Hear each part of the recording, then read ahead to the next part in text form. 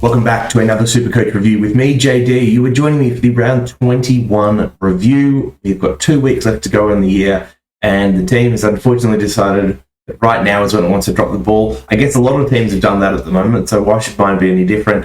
We scored just over 2,300 in a week where you really wanted to be scoring, I think, 2,400 plus, which saw me drop 69 ranks, almost 70 ranks, back down to 457. At this point, it looks like holding on to top 500 would be a pretty good result, but let's quickly get through the team. We'll talk about, I guess, some captain, vice-captain options, maybe what to do if you have trades, but I think it's pretty obvious, and I don't think there's many people that have trades, but yeah.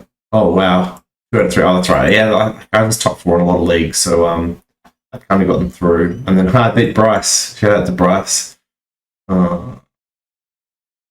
Okay. So yeah, actually, the in terms of league, it wasn't a bad week to drop a bad score, but it is what it is. Okay, so let's shoot through the team then. Backline did pretty well for the most part this week. I still think Short's kind of underwhelmed a little bit with Hooley not on the side. We've always kind of talked about that if you have a year where Short's just down back by himself and Hooley is retired or whatever, or it's got a long-term injury, then Short would be a really good option. I've kind of cooled on that a little bit at the moment. So even though next year looks like, Hooley probably won't go around again, and you might just get Short by himself in the back line, I'm not sure if we're going to start him, but he'll still be one to consider. I don't know why I picked Short, lowest score in a week that haven't performed well, I guess. Oh, Briggs would have outscored him. Oh, Briggsy. Laird was huge again. Almost carried the Crows that win. Yeah, he's been really, really good. Really, really good. Especially with that much support in the midfield. There's no Matt Crouch, Haitley hasn't come on. He's been good. Oh yeah, they've got keys and stuff, but yeah. Stewart was solid. Lloyd was doing a little bit of the old kick out spam. Love some of that. And Whitfield was pretty good. He's going to be an interesting one for do we start Whitfield next year? Great upside, and he'll be underpriced, but he's injury prone. I'm stuck with Whitfield. I know we should really follow the no GWS players ever again rule, but yeah, stuck with Whitfield. And then Ridley, this score was a little bit disappointing as well, the 91. Without Heppel, he's shown propensity to go quite large, and I had a feeling that the Dogs would spray a few in front of goals, which would give them lots of kick out opportunity. So just to see a 91, it's a okay score, it's passable, but yeah, I mean, the backline was least of my problems. He still got over 100 points average from the backline, but yeah, that's fine. In the midfield here, Steele was enormous. I mean, you could attribute their win basically entirely to him. Not entirely, but he was really, really huge. You follow me on Twitter. If you don't follow me on Twitter yet, it's at Jackson Davey, just my name. He originally my vice captain was going to be McRae. That's where I had it. It was McRae or Bont, but I had it on McRae because Bont's been so disappointing. And with the news that Mills was a late out, and given how many points that the Swans given up to Essendon last week, I thought Steele was a really good vice captain option. So I swapped to him a minute or two before lockout, and what do you know? My excellent coaching got me one whole extra captain point. Yeah, let's go. So yeah, the 155, pretty happy with that. But yeah, if you had it on McRae, you would have been pretty thrilled too. But actually, apart from that, there were a lot of captains that were pretty poor choices this week. I mean, I know Danger was a pretty popular option that didn't work out. Walsh kind of has come off his hot form. I think Walsh is very much one of those options that you'd love to put as a vice rather than your actual captain, just because he is still, as a younger player, they're prone to up and down performances. Oliver disappointed, even though that game was in the wet. You would have thought it would favour an inside, contested player, but just didn't turn out. Merritt was really, really strong for Essendon again. Brayshaw. Oh, by the way, fan footy has got to lift its standards because they throw around the tag icon way too easily at the moment.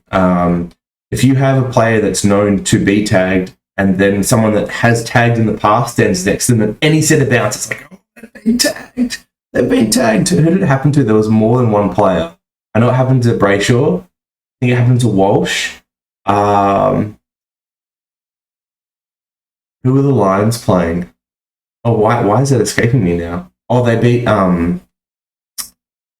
they beat Freo. It was Barry that stood next to Brayshaw, and as soon as he stood next to him, like one CBA, it's like, oh, he's been locked. It's like, no, it wasn't really being tagged. It just wasn't a particularly great game from Brayshaw. I said last week, like, the problem with Bray going 190 is that it just says, like, well, obviously they don't tag Supercoach scores, but they tag great performances. And Spray has shown that he's susceptible to a tag, and he puts in a really good effort like that. It does tag me. So I think even if that's my alarm that says like it's time to start work, or if you haven't swapped over to that, so well, let's go quickly. So yeah, sorry, with my thoughts on Bray, like that big score says like screams like tag me, put extra attention in, and I think that's what they did rather than it being a hard tag, and that combined with Freo not being particularly good led to a poor result, but this is the up and down we've expected with Bray. Oh, and just quickly actually on Walsh, he obviously rolled his ankle in the final stage of that game. Some speculation on whether or not he's going to be able to play this week. From everything I've read, it says he will be able to play this week. So that's going to be a firm hold. Not that you probably have much of a choice anyway. We haven't seen when the schedule comes out, I don't think. So I guess like, you could try loopholing him if you're a little bit worried, but I wouldn't have too much concern.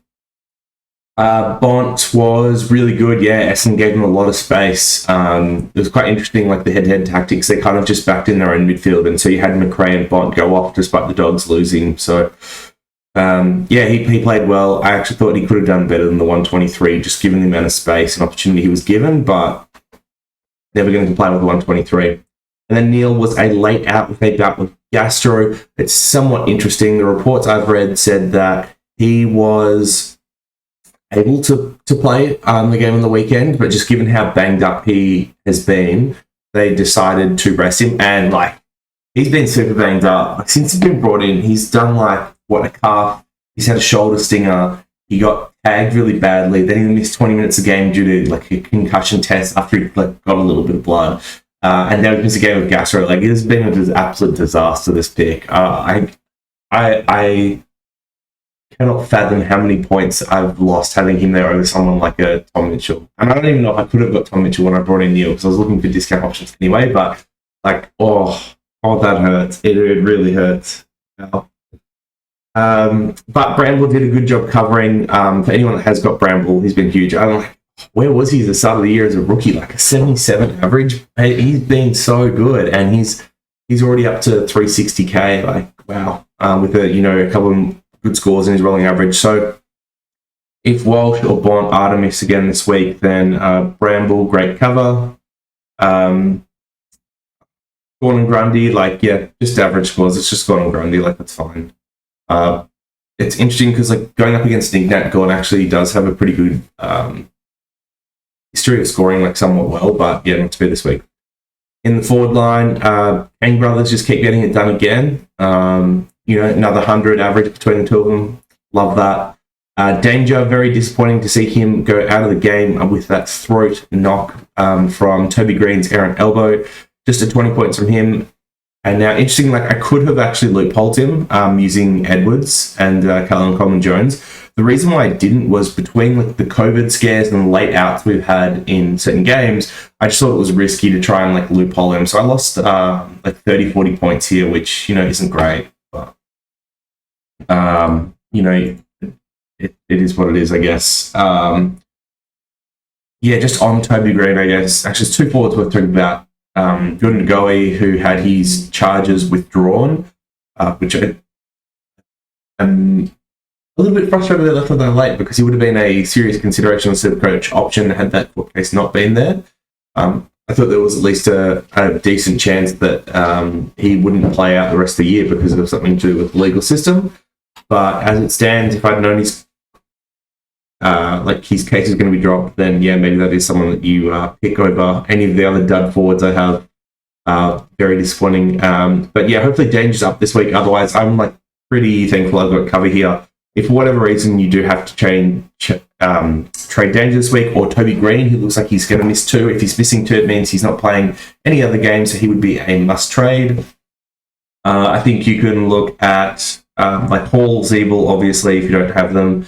Dunkley, Danger are probably the other two big ones. And then apart from that, like Hawkins is probably still a better option than some of these. Or you're looking at, any key forward that has a soft draw. You could kind of look at one of those. Of the rest of them, Dale was okay. I actually thought he'd score bigger, especially in a game that was a bit back and forth. So a lot of entries into the Dogs' backline. Good chance for Dale to get rebounding points. Didn't happen. Exact same thing behind. And also Hind is another one that scores well without Heppel on the side, and that didn't come to fruition. And I think the most frustrating part about Hind is, like, as someone that watches Essendon properly every week, I actually can't really determine why he's dropped off. It doesn't feel like he's getting extra attention. His role hasn't changed.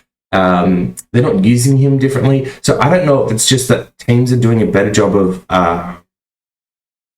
using their structures and zones to stop that rebound off half back, or they're clogging up the middle, or if, Hind was a little bit reckless, maybe for like every 2 good touches he'd have one bad one, and maybe the Essendon's like risk profile is pulled back on that a little bit, and they're just not letting him use it as much as how he used to. I actually can't tell.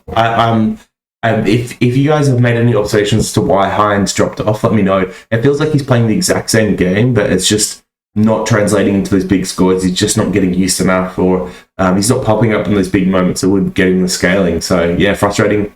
And then Bolton, this is a disgusting pick that I hate looking at every week. I will gladly loophole Bolton with Finn McRae for the rest of the year if the schedule allows me, because oh man, that's so disappointing. Got that check and he checked out. Sad stuff. All right, so to round out the week then, vice captain options.